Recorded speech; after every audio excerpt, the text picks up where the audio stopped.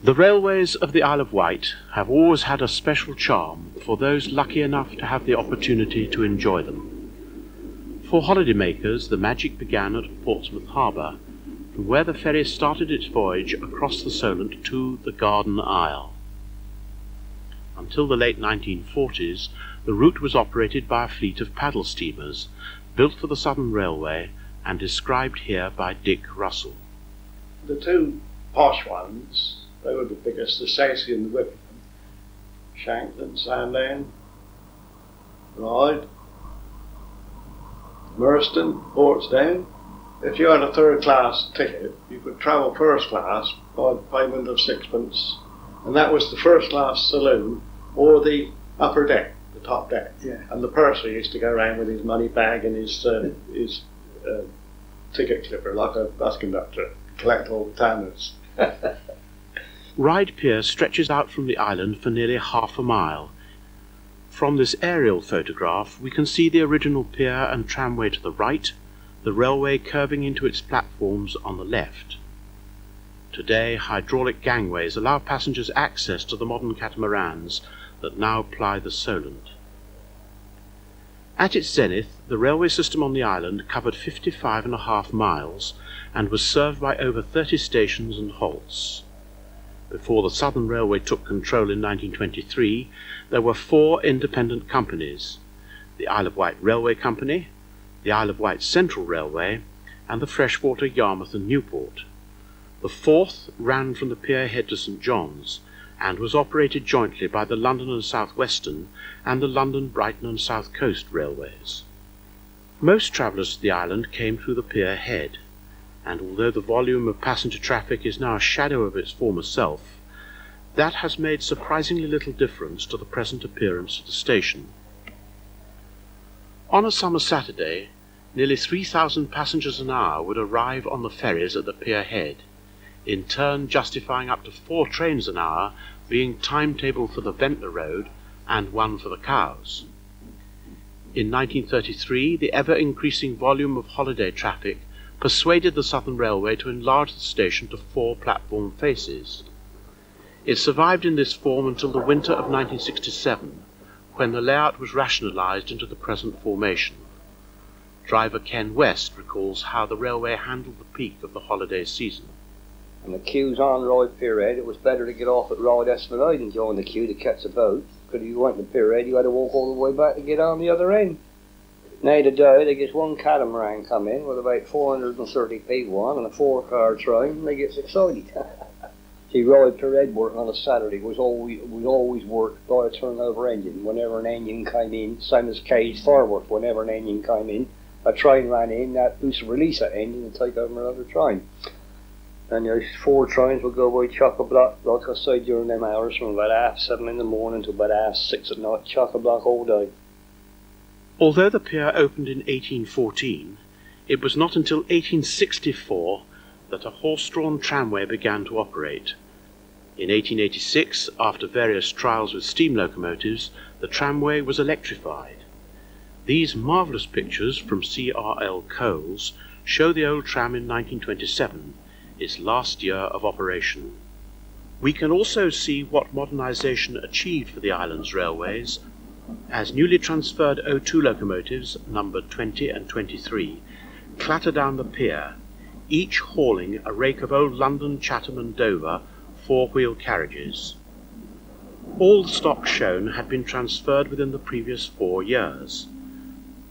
The electric cars were replaced by 2 new 4-wheeled Drury rail cars. They were matched by 2 new trailers in 1936, when the old electric trailers were at last withdrawn. The trams provided an alternative means of transport up the pier until closure overtook them in 1969. The view down the pier has changed little since this cine film was taken in 1961, though when we turn round, the scene differs considerably. The Pier Head signal box and the pavilion have both been demolished.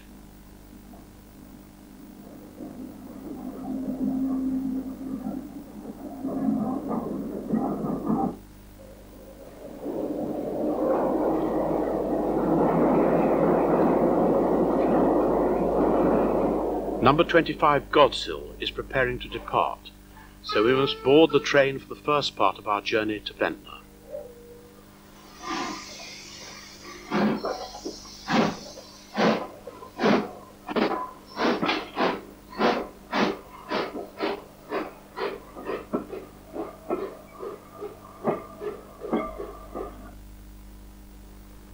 As number 14 Fishbourne passes with what appears to be a small parcels train, we notice that the station at Ryde Esplanade was built partly on land and partly over the foreshore. This peculiar arrangement could at times cause great difficulty, either through adverse weather conditions or human error, as we now hear from Ron Russell and Ken West. It was down at the Esplanade. There was a crossover road at the Esplanade, which was used for run-round purposes. And this was controlled by an annex key, which was kept in the signal box. And the key fitted in the 6 foot, and you turn the key to release the points. And it was not unknown for this key to go down through the sleepers onto the sands underneath. And as the sea was up, you were in real trouble if you lost this handle. But the pier gang had a big magnet on a rope which you could let down, and when they dropped their tools they would pick it up with this magnet and you could retrieve. In fact, I did see them retrieve the annex key with this magnet. You used to work your train up the pier trying to dodge the waves. That sounds daft. There's a big one coming, You shut the regulator, see? And give her a touch on the brake. Another one coming, then you probably give her a bit on the regulator to get advance of that one. But you never succeeded every time. Today, only the up-platform awning remains from the original 1880 station. The exterior has altered beyond recognition as the bus terminal has gained in importance. Between the Esplanade and St John's, the line passes through the 391 yards of the Esplanade Tunnel. The tunnel was constructed to avoid wholesale demolition of the residential areas along the promenade, and it also dispensed with the level crossing that had been a source of aggravation to the locals ever since the tramway was extended in 1871.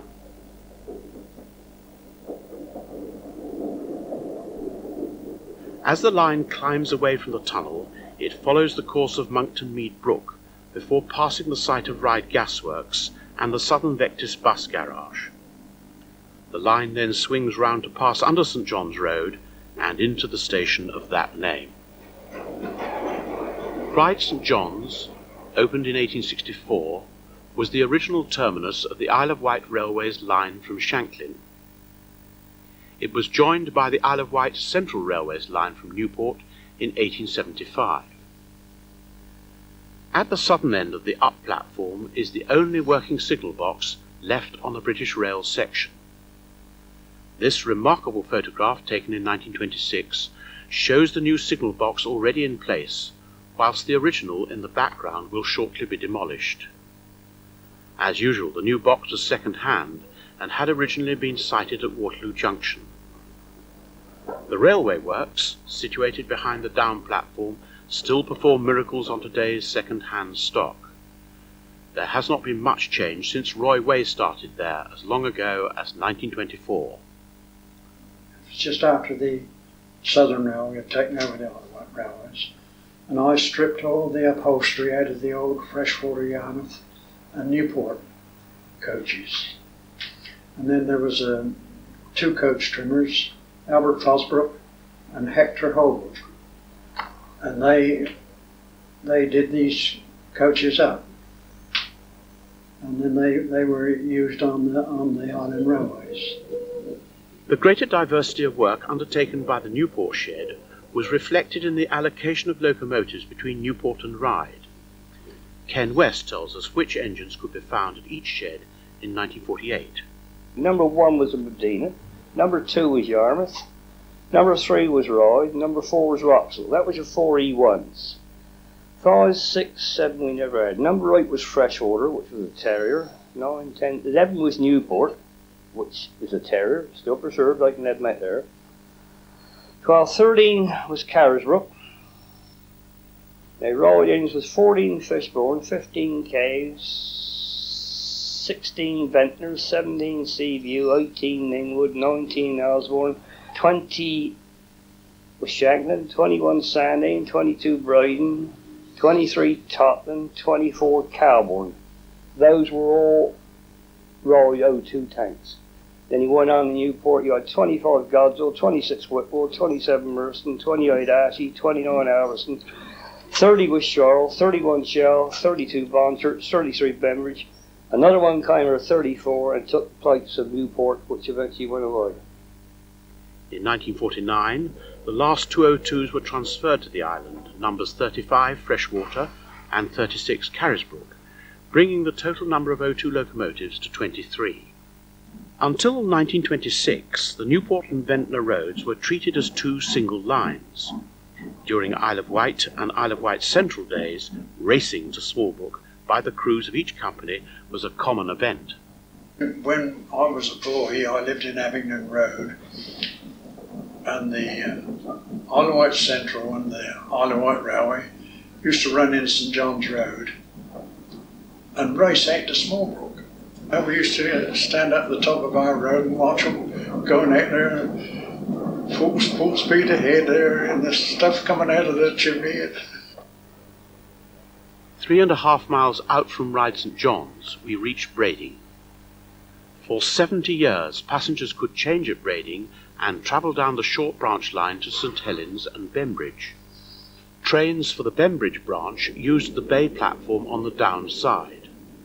Roy Way, a signalman at Brading for many years, tells us how the branch was worked. Angie used to come out with the goods from St John's around about 5 o'clock in the morning.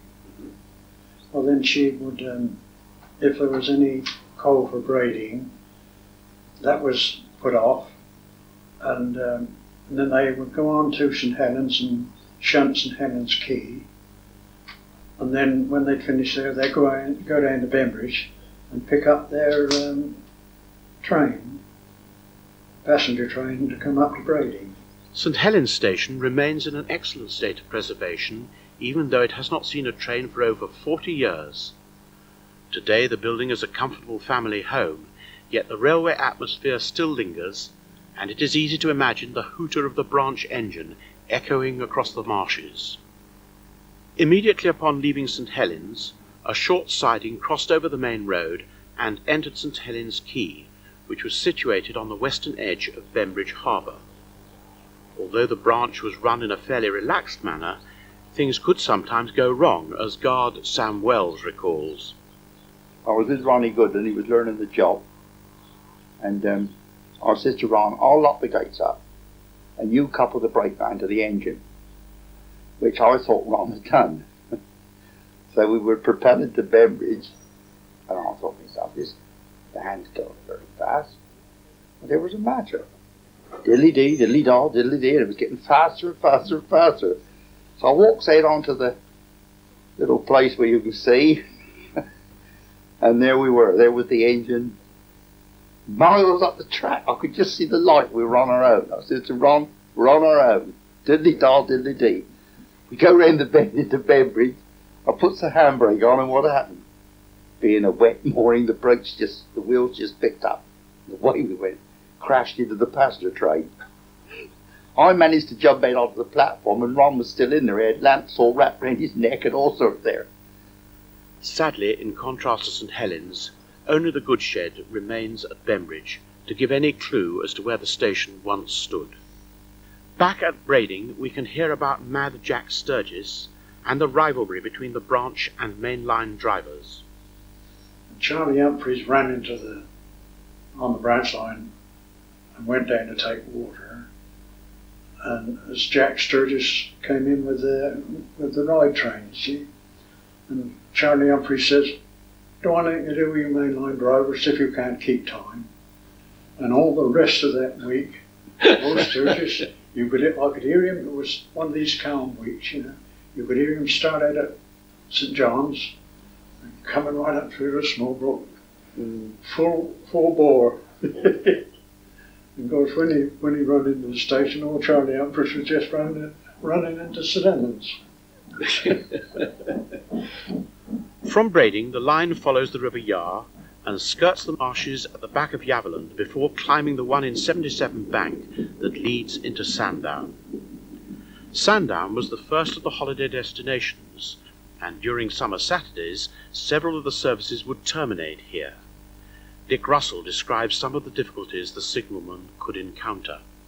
The trains from Ryde to Ventnor, they didn't all go to Ventnor. Some terminated at Sandown and some at Shanklin, because the Sandown ones we had to run round to go back again. And of course at the same time we had the trains coming in from Newport, and they had to run round to go back to Newport and Cowes again. In the normal way, the Newport train used to run into Sandown, up to the water column, take water, and run round its train without interfering with anything else, run down into the and back onto the train. But with 5 on, you had to uncouple, you had to go up and get his water, then come back on the train, and then when circumstances were right, you could go up into the Shanklin section, and back down towards Brading, and back onto his train that way. Situated on the downside of the station was a parcels dock and a small goods yard mainly used by the local coal merchant.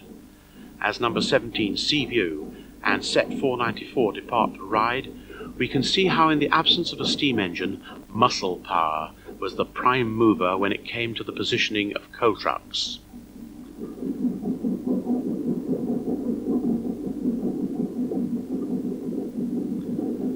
Happily, the main station building at Sandown has survived, along with its associated canopy.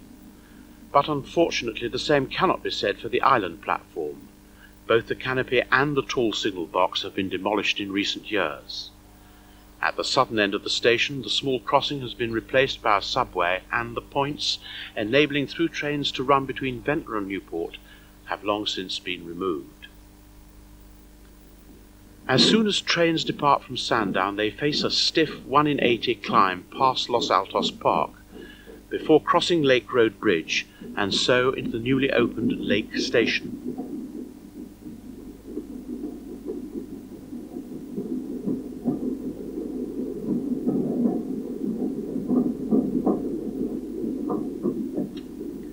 The Isle of Wight Railway had originally opened a small halt at Lake in 1889 to serve the county cricket ground. The facility was closed in 1914, and residents of Lake had to wait until 1987 to welcome the station we see today. Situated closer to the beach than either Sandown or Shanklin, it has proved popular not only with the locals, but with the holidaymakers as well.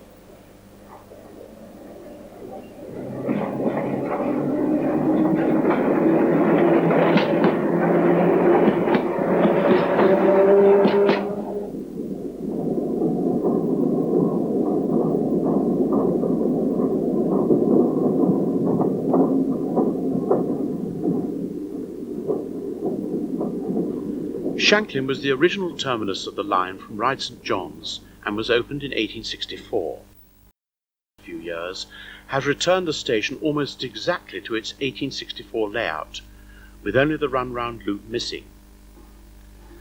The up platform was constructed when the line was opened through to Ventnor in 1866, whilst the large down platform awning was extended under the management of the Southern Railway.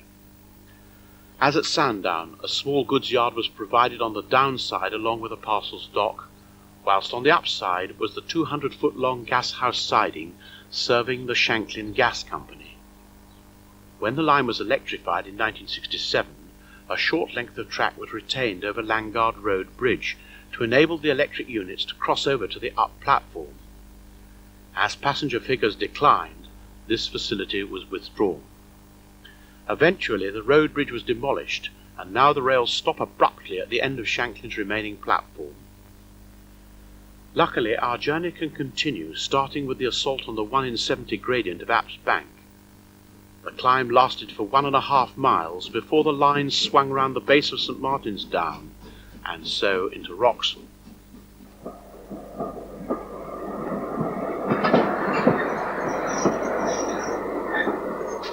The original station at Wroxall consisted of just the up platform and its associated buildings. It was not until 1925 that the down platform was added, making the station into a crossing point, and so increasing the line's capacity for the new summer service. Ron Russell recalls it during its working days. It was quite a busy station, Wroxall, because it was in the centre of the village, and it was very convenient for the ladies with their prams and so on to go to Shanklin for shopping. But the signalman there, of course, was a booking clerk as well as a signalman. Looking towards Ventnor, the skyline is dominated by St Boniface Down, and to the crew of the down train, that meant the 1,312 yards of Ventnor Tunnel. When you crossed at Wroxall, when you looked towards Ventnor Tunnel, you could see the smoke before you got it was still coming out. Well, that tunnel would be chock-a-block. He was over 3/4 of a mile long. Well, what I'm saying is you could go through Ventnor Tunnel, and if you wasn't careful, you could come out the other end, and you'd be eating dirt up before you realised you'd gone by your own signal. Good, there's a box. The box was right outside. There's a signal stood up in the smoke. The site chosen for Ventnor Station had to be scooped out of the chalk on the southern edge of St Boniface Down. The site was always restricted and inconveniently situated, being some 294 feet above sea level. The station's main buildings were on Platform 1, Platform 2 being a narrow island platform. The restricted site would not allow a footbridge to be constructed, so a movable bridge was used to allow passengers to gain access to Platform 2. Around the edge of the site were various caves that were used by local coal merchants. These caves and the tunnel mouth are all that remain of the station today. As Ventnor was the terminus of the 12.5-mile line from Ryde, facilities to coal and water the locomotives were installed. The coal stage fell into disuse with the arrival of the O2s, but engines could still be seen taking water and having their smoke boxes cleaned out right up to the end of passenger services in April 1966. Because the site was so restricted, any shunting manoeuvres meant that the locomotive had to pull into the tunnel. As we have already heard, the tunnel did not clear very quickly, so colour lights had to be installed. As number 33 Bembridge backs down to set 492, we can take our final glimpse of Ventnor before departing for Ryde again to start our second journey to Newport and Cowes.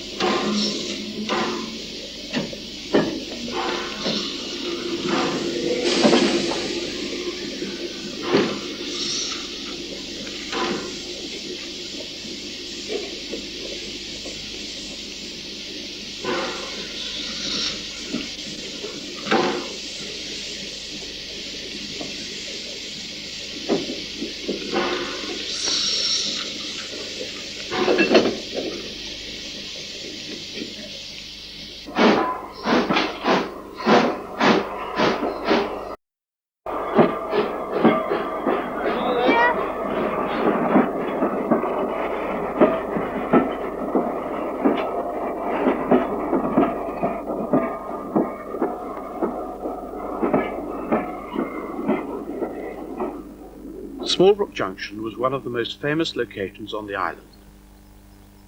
It was only switched in during the summer season and passed trains from Ryde St John's onto the single-track sections to Brading or Haven Street, dealing with up to 12 trains an hour on summer Saturdays. With a new interchange station between the Isle of Wight Steam Railway and Network South East, Smallbrook has changed beyond all recognition from the days when Dick Russell worked at the box. It was only like a glorified hut out in the middle of nowhere. No water, no electricity, and no gas. Nothing out there really.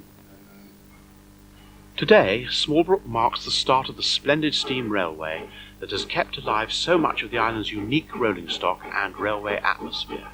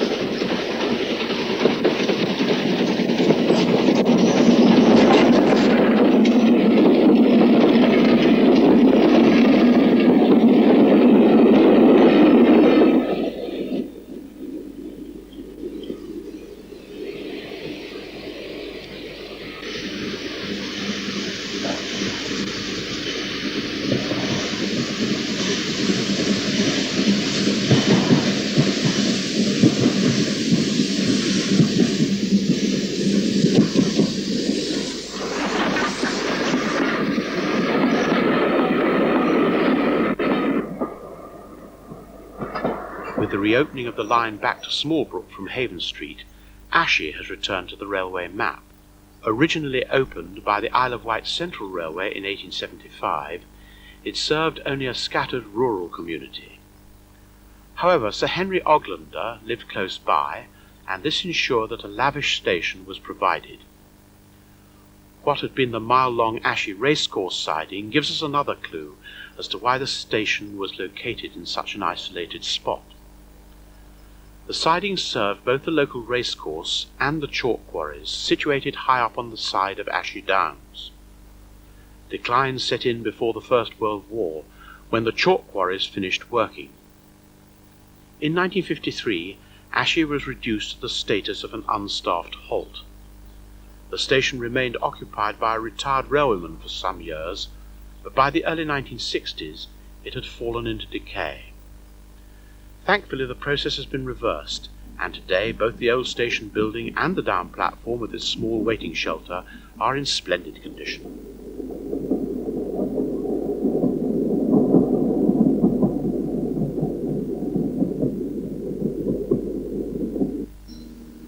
Haven Street was once a sleepy little station, allowing its trains to cross once an hour on the single line between Smallbrook and Newport. With its neat red brick building dating from 1926, and the booking office also playing host to the signal box, who could have imagined the activity that now takes place here?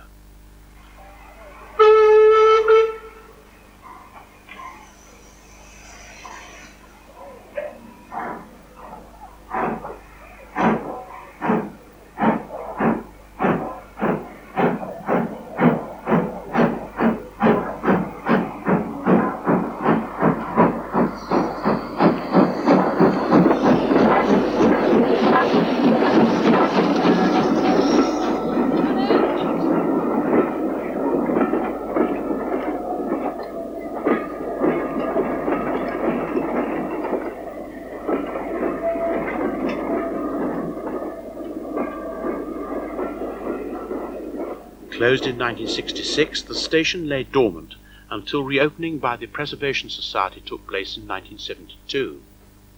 Since then, the Society's achievements have been outstanding. 2 new stations have been built in order that the trains can run between Smallbrook and Wootton. Several antique coach bodies have been meticulously restored to service.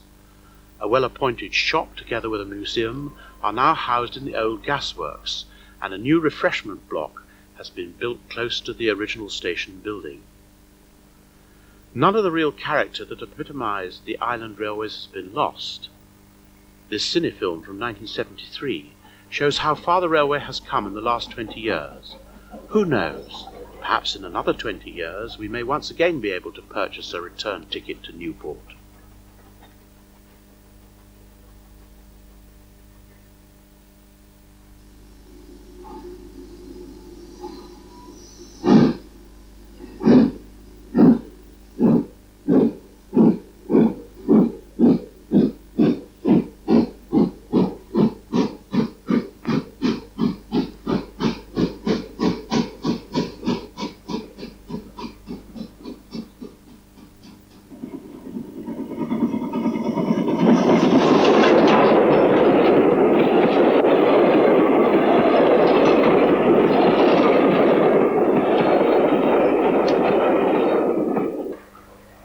Another remarkable piece of cinefilm taken in the 1930s shows the site of the present Wootton station.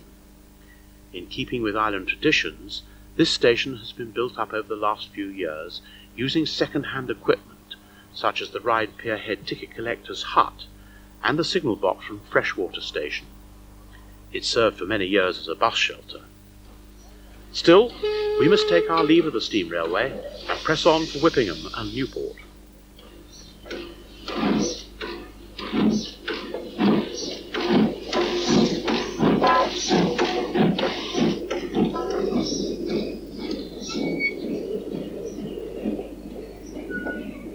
The original site of Wootton Station was some 200 yards nearer to Newport than the new one, with part of the platform running underneath Station Road Bridge. The station closed in 1953 due to the unstable nature of the ground, and since then the cutting in which it was situated has been filled in. The station house, sporting its Isle of Wight central monogram, was at the top of the cutting and still survives in private hands. Less than a mile further on we pass Whippingham. The station has always been associated with Queen Victoria, who had her own waiting room maintained here.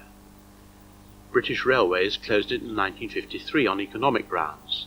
It was over 1.5 miles from the village it was supposed to serve, and over 2 miles from the Queen's residence, Osborne House.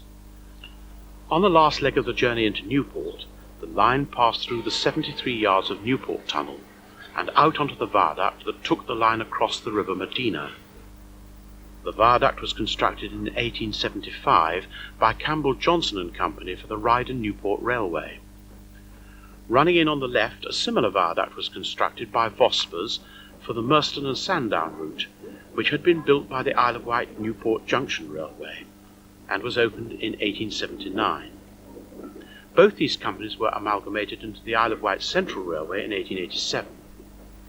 When this film was taken by Vic Mitchell in 1965, there was still a large amount of working traffic on the river. Part of the viaduct incorporated a drawbridge to allow craft to gain access to the warehouses on the east side of Newport. To open the drawbridge was a time-consuming and difficult job. The fish plates had to be unbolted and all signal wires disconnected before the operation could begin. To complicate matters further, there were no set times, as the Medina is a tidal river. Even so, at the turn of the century, the bridge would have been opened several times a day.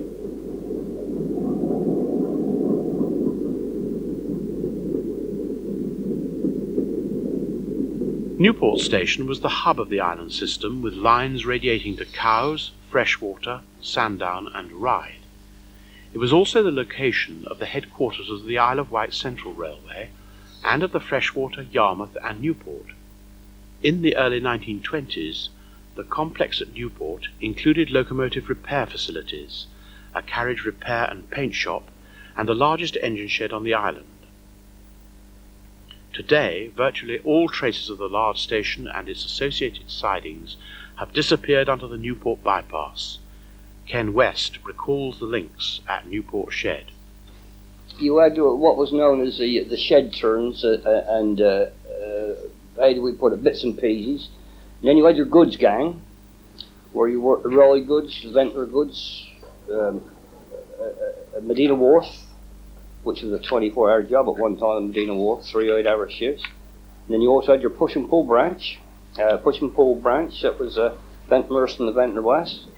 And then you had, when you worked your way up your seniority, you came up in the top gang, which was all passenger work, see? The main goods engines were the E1s.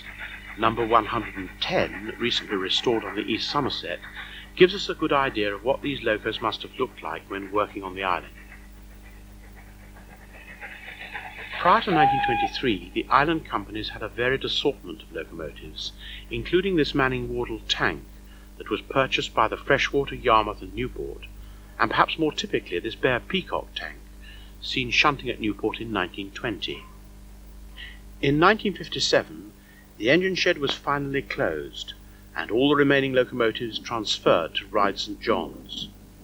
As we leave Newport, behind number 29 Alveston, we can see to our right the large number of sidings used to store coaching stock and Marshall coal trains.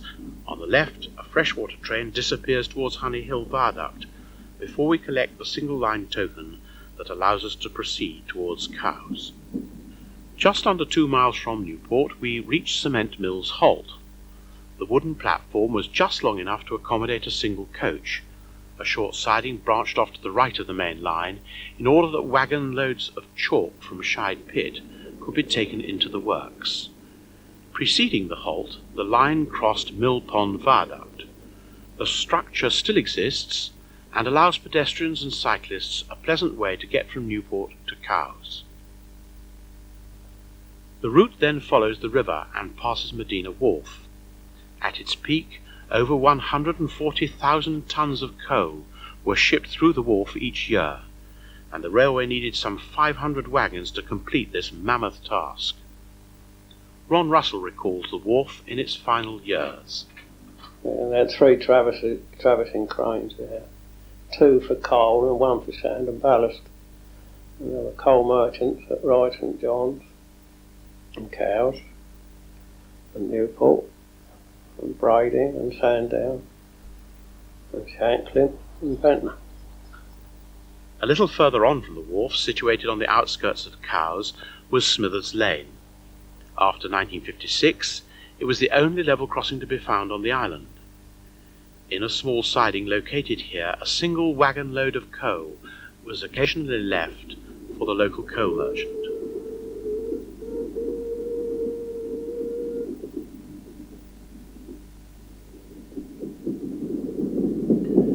Mill Hill Station was less than half a mile from the terminus at Cowes and served the large residential area to the south of the main town. It was situated on a sharp left-hand curve, and at the end of the platform the track dived into the 208 yards of Mill Hill Tunnel. Today most of the station site has been built over, though the platform at the northern end still defiantly shows through. The tunnel is now in use by the local gun club. One of the busiest times of the railway was during the final evening of Cowes Week, with the annual Cowes Fireworks Night. Ken West recalls how the railway dealt with a large number of passengers. Cowes Fireworks was a busy Cowes Firework night. Busy place. You had to try and leave Cowes. You used to have a turnover engine down there, Cowes Firework night. You'd have a turnover engine down there. So when the train run in, there was always an engine to be released to take the next train over. And you'd have a train distributing all parts of the Isle of Wight and Cowes. To Ryde, to Freshwater, to Ventnor. They also used to have one at Newport, because they couldn't get her name Cowes, to go to Ventnor West. And she always stood in the platform in the carriage road at Newport. Almost every trace of the pretty little terminus at Cowes has now disappeared under the bulldozer. The station stood at the junction of Terminus Road and Carville Lane, involving a stiff climb for passengers coming off the Red Funnel steamers. It was provided with 3 platforms, but normally only platform 1 was needed for the hourly service to Newport and Ryde. Although the station is now only a fading memory, the main street and view across the river are today remarkably similar to the scenes captured in 1965.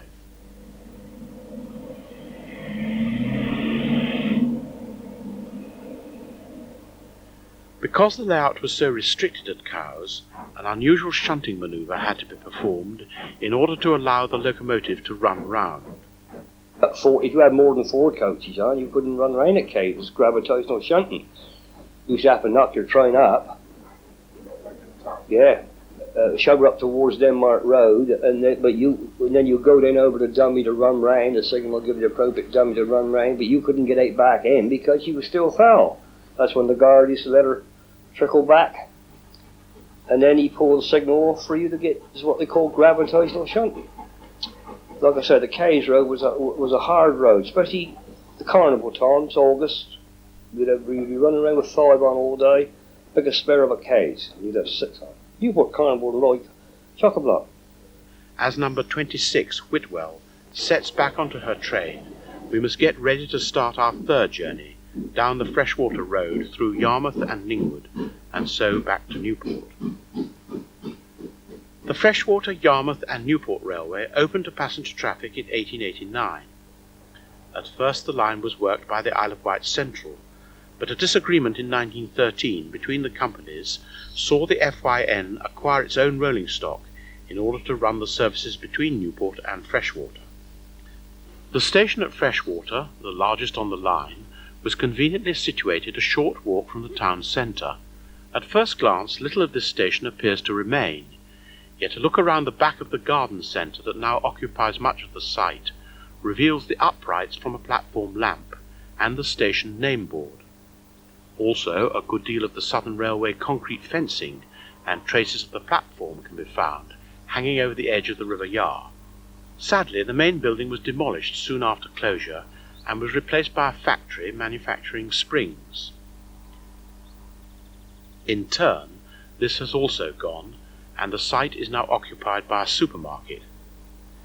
Leaving Freshwater, the line turned to the north and ran along the marshy banks of the River Yar. After half a mile, it passed over Causeway Level Crossing before running round the back of the old tide mill and into Yarmouth Station. This valuable piece of cinefilm shows number 36 Carisbrooke setting back into Freshwater Station, and so enabling us to start the first part of our journey back to Newport. As we run into Yarmouth, we can see that the station has survived remarkably well. The scene would not be unfamiliar to passengers arriving on the Tourist.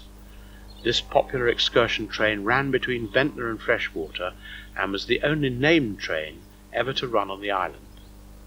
She'd stop at Wroxall, she'd stop at Shanklin, she'd stop at Sandown, and then she would run fast to Newport. But invariably we would cross a train at Merstone if the other train was there first, and then you had to ride away right through, so that obviously then you never stopped, you see. And then when you got to Newport, the goods engine would come off, but you'd work the goods within the morning and the first part of the tourist back, when an O2 tank, like 24, and the bigger engines, Adams tanks, they would take over and then work the train, which then ran fast to Yarmouth and Freshwater.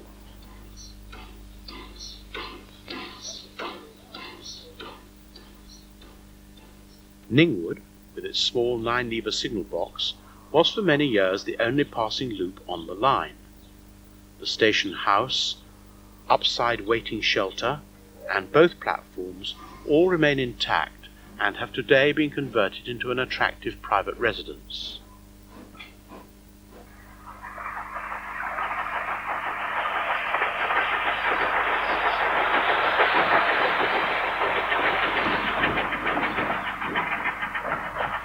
On from Ningwood, close to the village of Drawbridge, the line crossed Calburn Viaduct, built over a tributary of the Newtown River.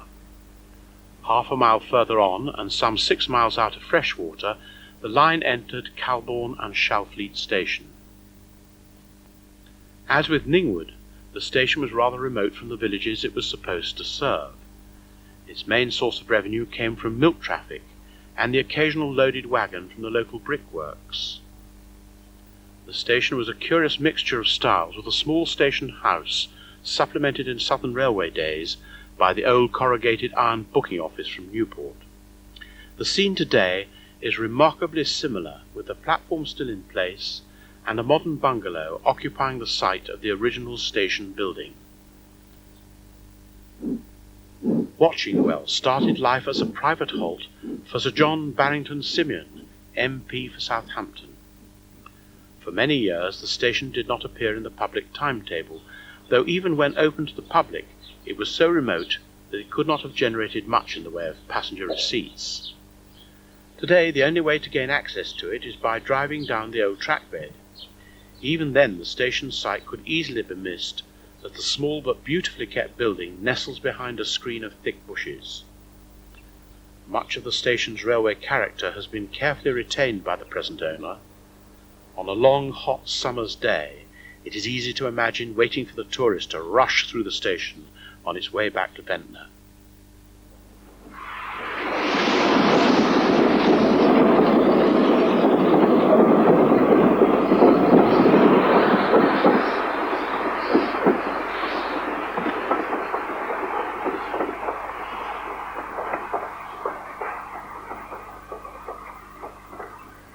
Carisbrooke Station was situated in the shadow of its more famous neighbour, Carisbrooke Castle. Originally it was provided with a passing loop, and the remains of the up platform and trackbed are just visible on the left of this photograph. Today, only the curve of the school playing field shows where the station once stood.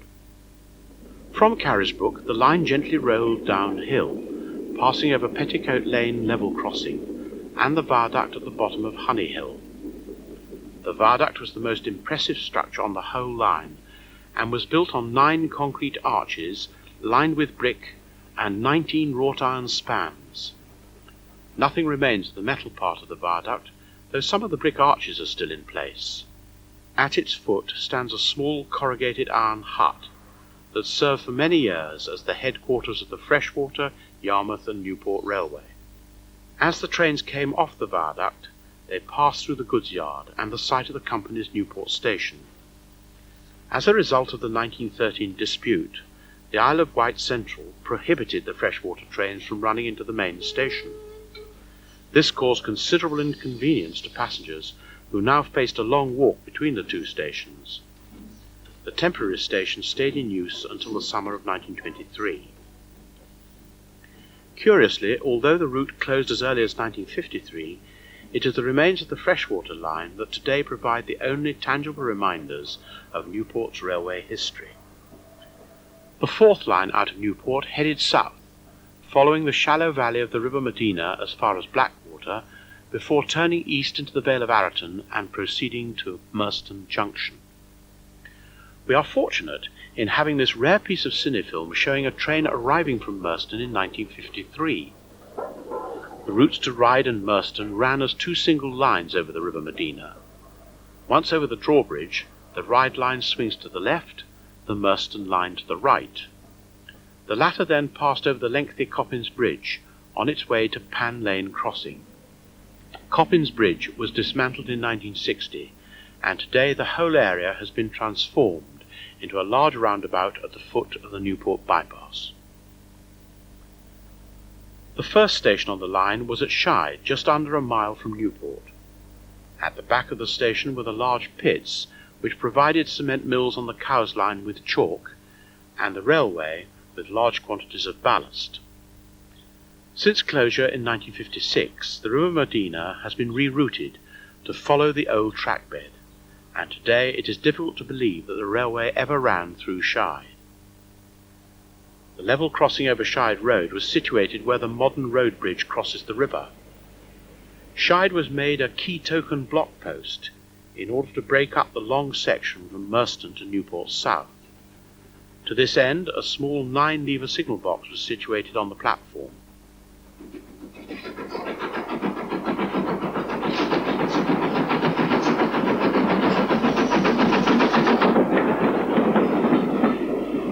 Blackwater is situated at the foot of St George's Down, and like other stations on the line, served only a very scattered rural community. The platform we can see here was the original one, made from timber. It was later rebuilt by the Southern Railway. At the southern end of the platform was the station house, which also served as a ticket office, and the level crossing gates controlling the main Newport to Shanklin road. Much of the station has survived, including the platform and the station house. An extension has been skillfully added to the house over the course of the track bed, and only the slight change in the colour of the roof tiles give any clue to the careful observer. Merstone is situated at the point where the Yar runs out onto the floor of the Vale of Arraton.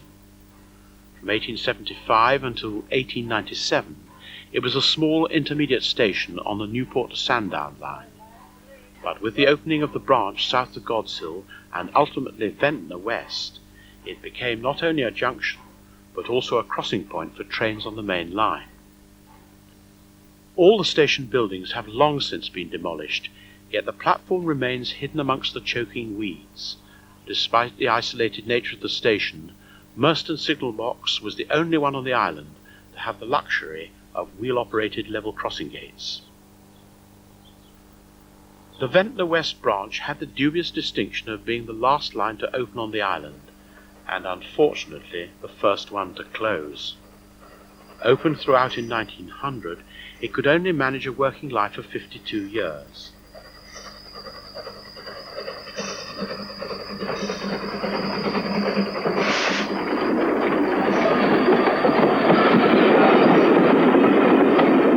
Godshill was the first stop on the line, and the station was built half a mile to the west of the village, in the shadow of Bleak Down, and close to the strangely named hamlets of Beacon Alley and Bagwich. The substantial nature of the station buildings on the branch reflected the optimism of the promoters. By 1927, however, when Godshill was downgraded to an unstaffed halt, little optimism could have been left. The only regular source of income generated by the area was the milk traffic, and perhaps it is appropriate that today the station building is in use as a farmhouse.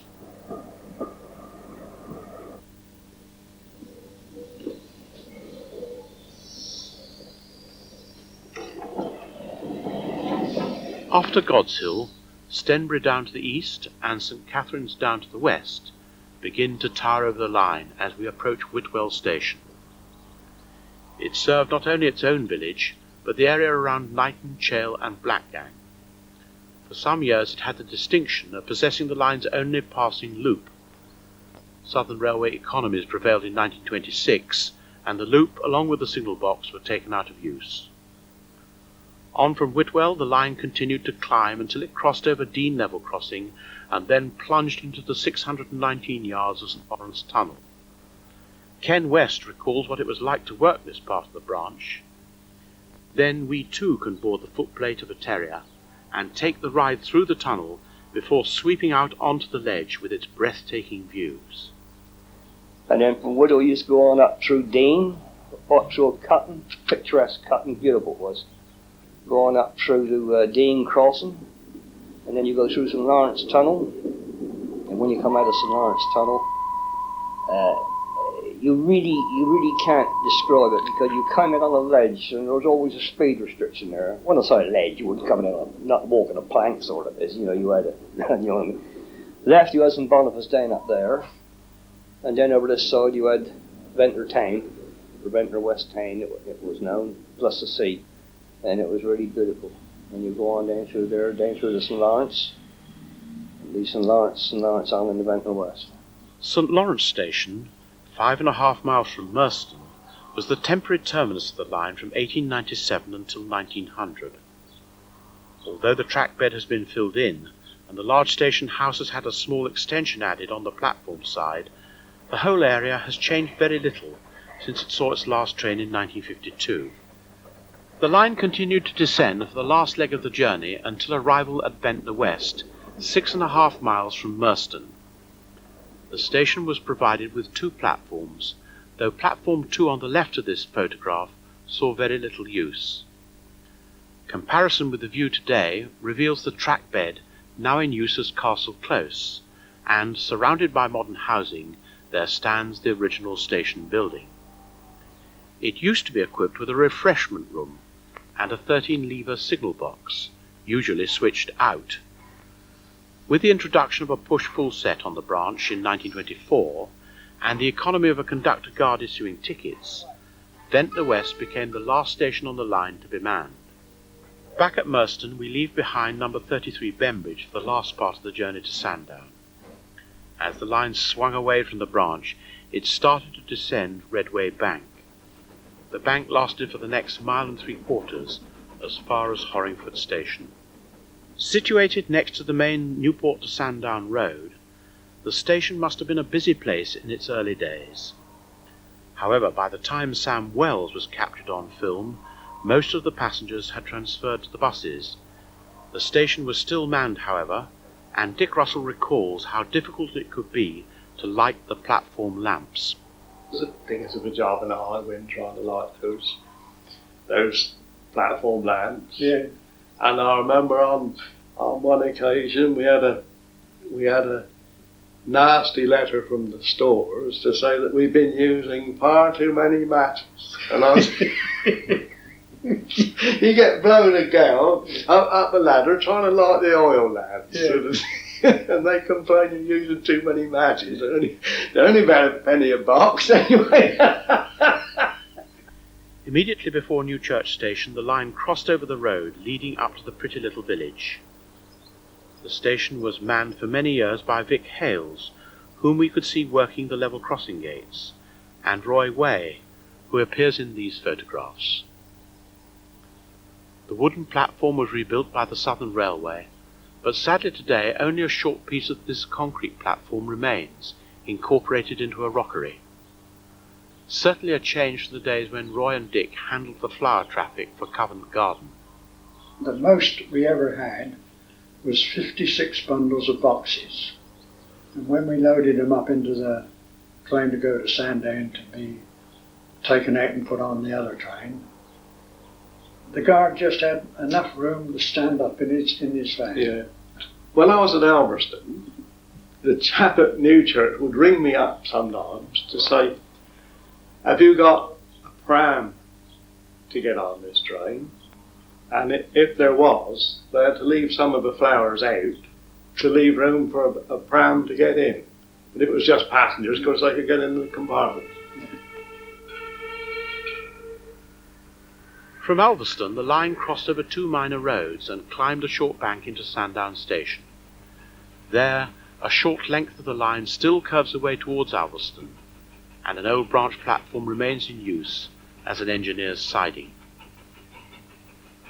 With the steady closure of lines during the 1950s and 60s, and the transfer to electric trains in 1967, many thought that it was just a matter of time before the island's railways disappeared completely.